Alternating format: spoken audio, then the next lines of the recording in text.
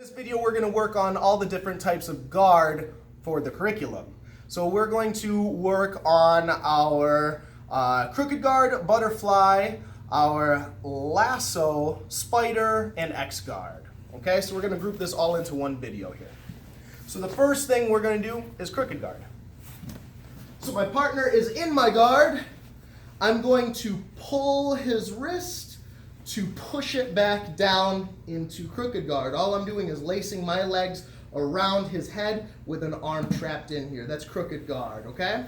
So the next one we're going to do is our butterfly guard. So for this one, I'm going to put my feet into his thighs and space them out so I get good pressure and hooks on his legs. Now at the same time, I'm going to get an overhook and the other hand is going to get an underhook over here. So this is butterfly guard. I want to control his hips. I don't want him too far away. I actually want him nice and close. The closer our hips are, the more pressure and power I have to guide him. Next up, we're going to do our lasso guard here. So with our lasso, I'm going to control his arm. I can hip out to bring my leg around and in. Now lastly, I pull it nice and tight by driving my heel into his side as I recenter my hips underneath him. This is to make it a little tighter with the lasso.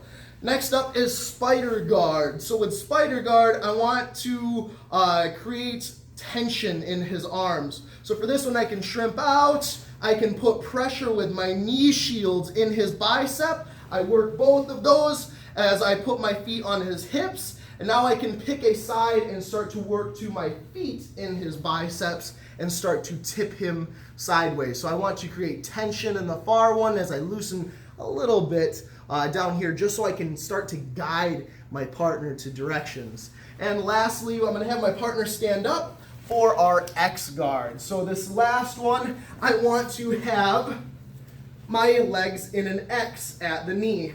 So let's turn a different angle here. The leg that's on top, I like it to be close to the hip because we can start to sweep them here. So I can use my top foot to push on his hip as my bottom leg pushes on his ankle, and I can start to separate my legs to sweep him. Lastly, I'm going to hook onto his leg in some fashion with either an overhook or what I prefer is an underhook.